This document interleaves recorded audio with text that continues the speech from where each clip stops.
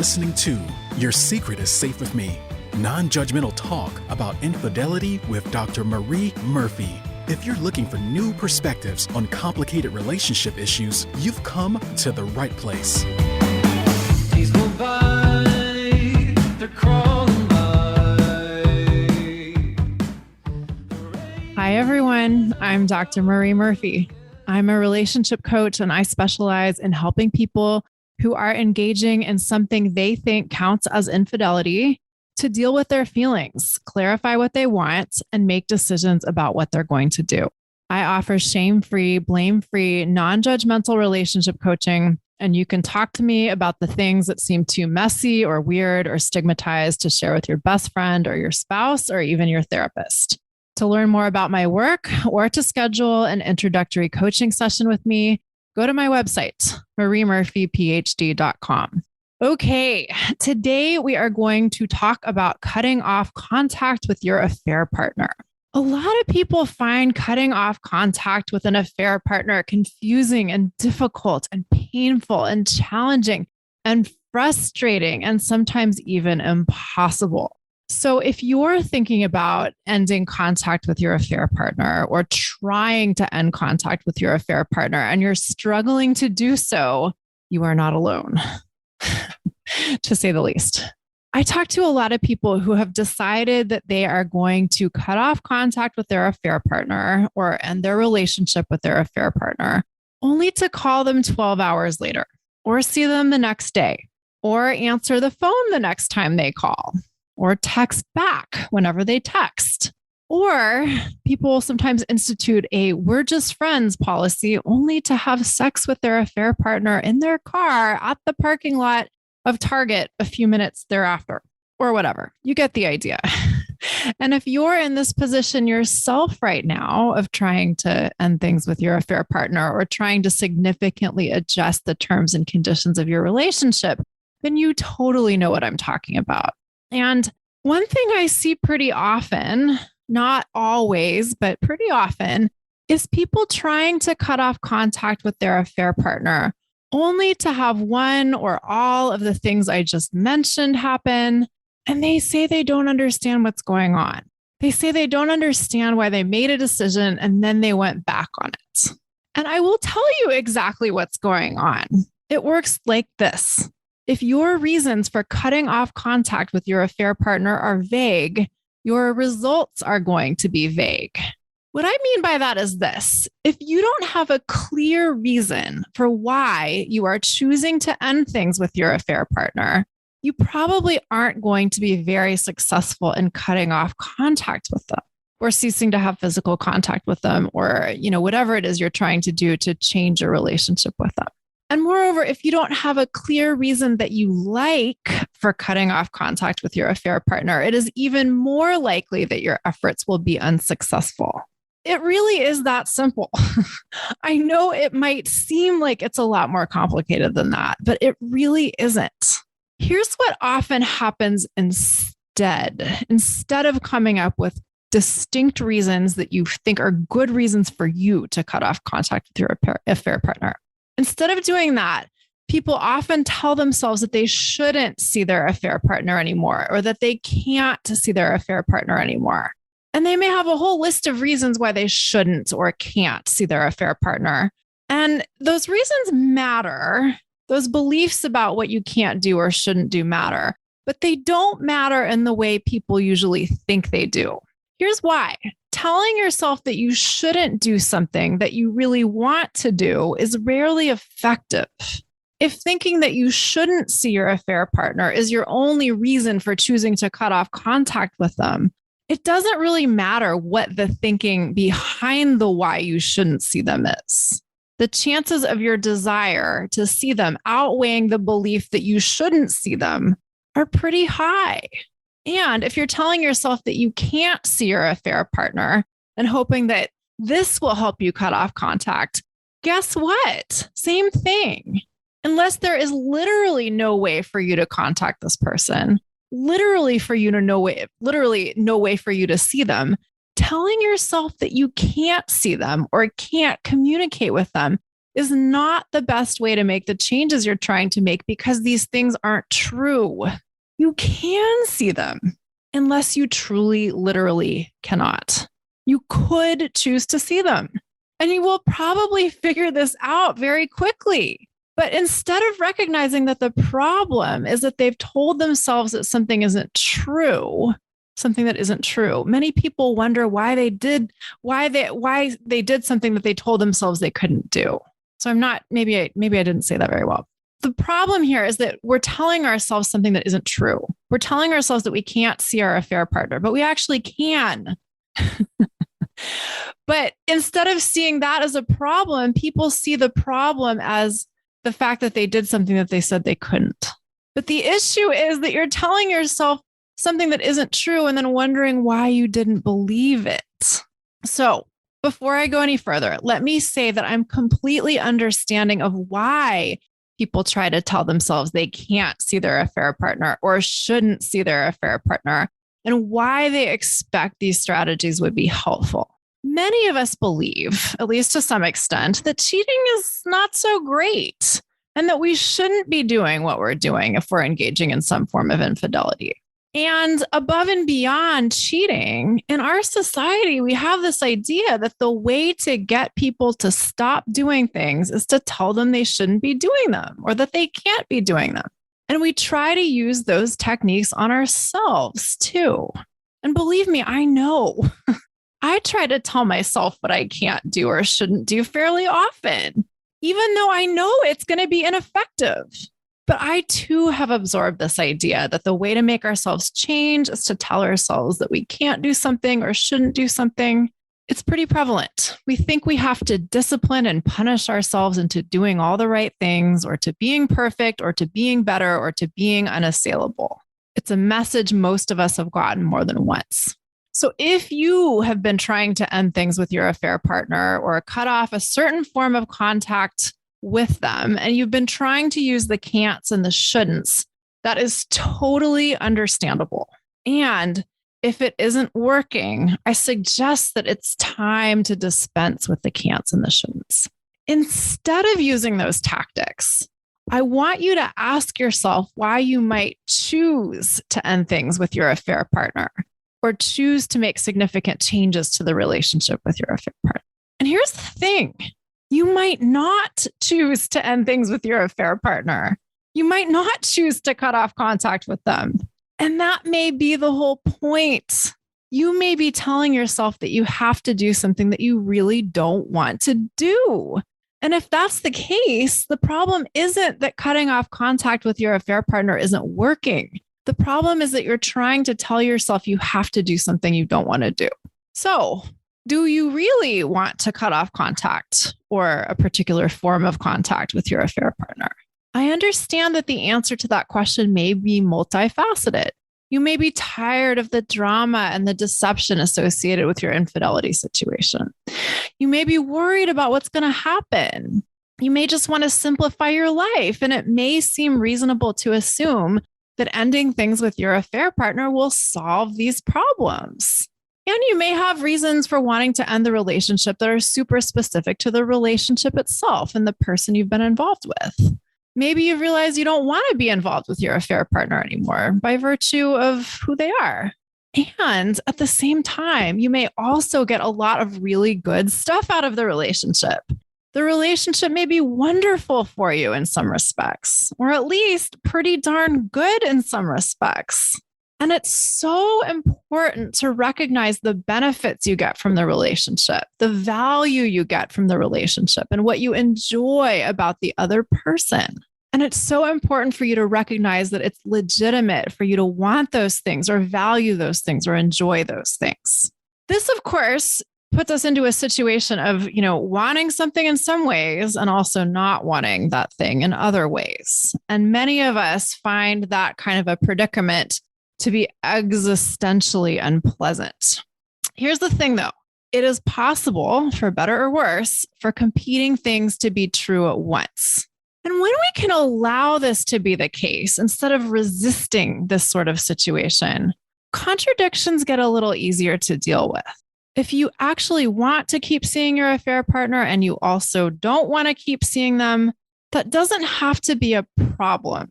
We can allow for these contradictions. We can allow for two competing things to be true at once without resisting the situation or trying to instantaneously resolve the conflict.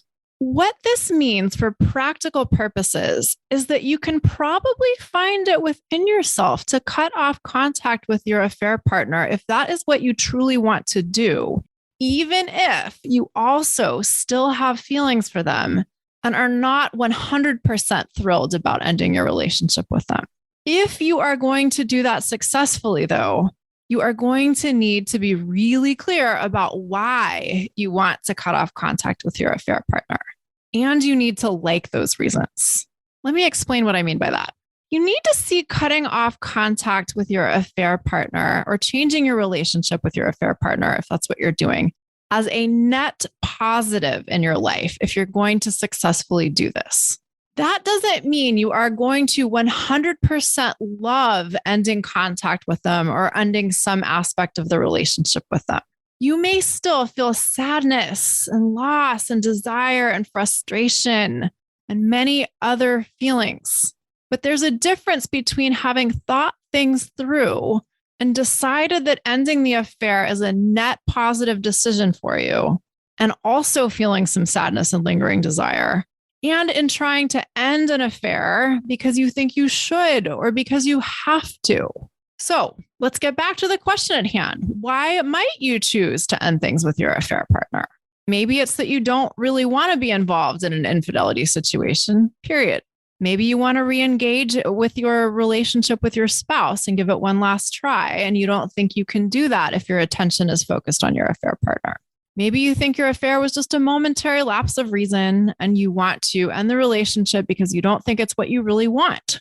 Maybe you were madly in love with your affair partner for a moment, and now you realize you may have been a little too quick to promise them your undying affections. Or maybe you don't have a spouse or another partner and you've been involved with someone who is partnered to someone else and you're just tired of being the other person. Maybe your desire to not be the other person anymore outweighs your desire to continue a relationship with the wonderful person you're involved with. Whatever your reasons for ending your affair are, you need to think that they are good reasons for you. In order for your endeavor to be successful, you have to like your reasons for ending the relationship. And you're the only person who can get crystal clear on what specific good reasons look like for you. Other people can help you do this. I can help you do this. This is the kind of thing I help my clients with. But you can't borrow other people's opinions to help you make this decision in a way that's going to be satisfying and effective for you. So again, here's the question. What are your reasons why you would want to cut off contact with your affair partner? And are these good reasons to follow through on doing it, even though it may be hard? And it may be hard.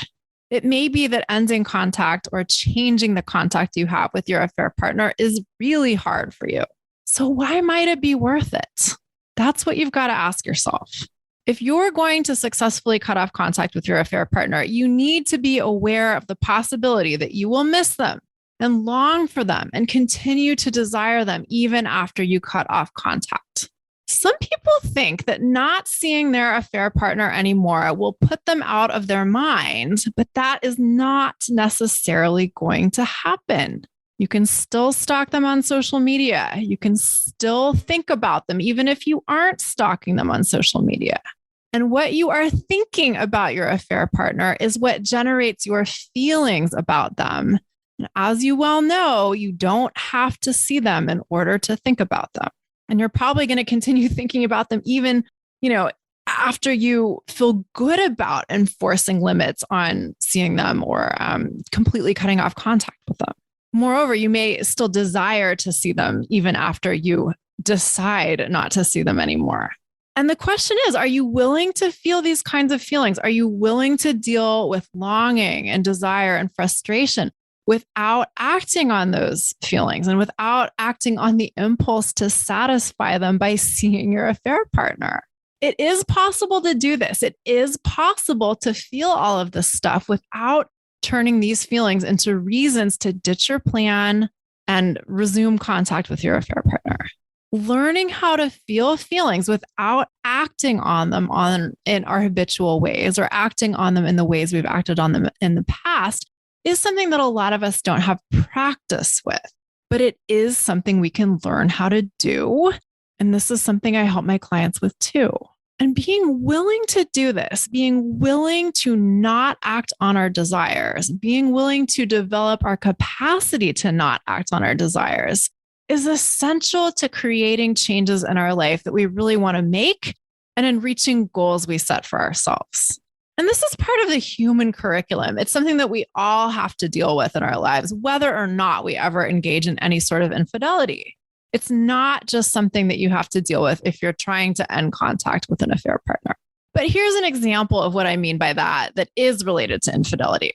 Let's say you've decided that you really want to end your relationship with your affair partner and recommit yourself to your relationship with your spouse or your partner because you really believe that that relationship is right for you and that if only you were to be more present in that relationship, it might make the relationship stronger and hence increase your satisfaction with it. And you believe that your affair is a distraction from doing that. So although you may have had an amazing relationship with your affair partner, you also know that you don't want to continue that relationship. You want to re-engage with your spouse or your primary partner, and you want to end the affair because you believe the affair is a distraction from your larger goal. But at the same time, the sex with your affair partner was pretty great, and you know you're going to miss that, or maybe you're already missing that. And you're not all that excited about relinquishing the great sex you had with your affair partner and going back to the sex with your spouse, which isn't all that amazing and might even be described as mediocre or worse. But here's the thing. You really want to make it work with your spouse. You really want to make the sex better with your spouse. You really want to work on that relationship and your sex life in that relationship. You may truly believe that ending the affair is the best thing for you to do, given what you know you want in your life. And at the same time, you may still intensely desire the sex you had with your affair partner. So, given that, can you feel that desire without acting on it acting it out with your affair partner by actually going and having sex with your affair partner? This is the sort of trade-off between short-term gratification and long-term gratification that you're going to have to be willing to make. Yes, the sex with your affair partner might be amazing. You might not find the sex with your spouse amazing quite yet or at all. But if the greater goal is to re-engage with your spouse, it may be worth it to you to let the great sex with your affair partner go and to deal with missing it and to deal with longing for it and to deal with desiring them. Now, if you are actually in that situation right now, rest assured, when I talk to folks who are in that position, they often throw a bit of a tantrum, and I get it. Great sex is one of life's great pleasures. And we sometimes think that great sex can only happen with certain people. So when we find it with a certain person, we may be reluctant to give it up, even if the great sex also comes in the package of a relationship that we don't really want to continue. And that's why it's so important to make the choice to give up the great sex or whatever it is you're relinquishing for reasons you like, for reasons you feel good about. Because here's the deal. Sometimes the great sex is the most important thing. And sometimes, even if it's not the most important thing, it remains pretty important. So you've got to be sure about why you're going to say no to it. And this doesn't have to be about sex, by the way. Maybe you and your affair partner had really great intellectual discussions that you really valued, or you shared a really passionate interest in some arcane thing that nobody else you've ever met has been interested in. You get to decide if it's worth it to give that up or not. And you get to decide if you are willing to deal with missing that aspect of the affair relationship if it ends. Is it worth it to give that stuff up, given whatever your bigger goals are in your life and in your love life? Now, I just want to insert a little side note here. in saying all of this, I am not suggesting that instant gratification or short-term gratification is inherently bad. That's not what I'm saying at all. And I point this out because sometimes people get kind of moralistic about instant gratification, or maybe very moralistic about instant gratification. And I don't think that's helpful. I think it's much more helpful to look at our behavior and the rewards of our behavior or the results of our behavior in really neutral terms. And then ask ourselves if we like the results of our behavior or the consequences of our behavior. So, if the sex with our affair partner is so great and that's what we want to make a priority in our life, then there's nothing wrong with going after that. But if we don't like the net consequences or the total consequences of what comes with having that great sex with our affair partner, we may be faced with a choice between giving up something we really like in the short term or giving up working towards what we really want in the long term. And this has nothing to do with good or bad or what's, morally superior or inferior or anything like that. Okay. So I'm going to try and sum this up here with 2 points that may sound contradictory, but are not. Point number 1, cutting off contact with your affair partner might be easy, even if you are sure that you want to do it and you like your reasons for doing it. And this is not a sign that there's anything wrong. The fact that it isn't easy isn't necessarily an indication that you've made a decision that isn't right for you. It's just an indication that you're giving up some things that you value or enjoy in cutting off contact with them.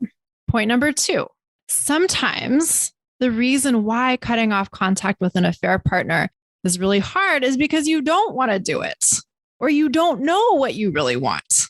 And it's really important to take both of those possibilities seriously and to know that it's okay if you don't want to end your affair. I know that might seem like a problem, but it might not be the problem that you think it is. It may be a puzzle you need to dig into and solve, but that doesn't mean it's a problem.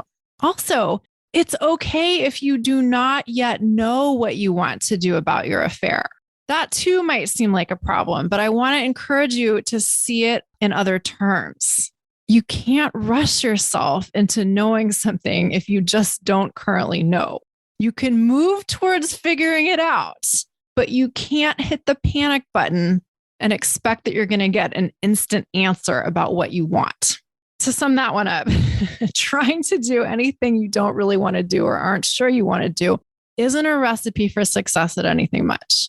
When we have vague intentions, we get vague results.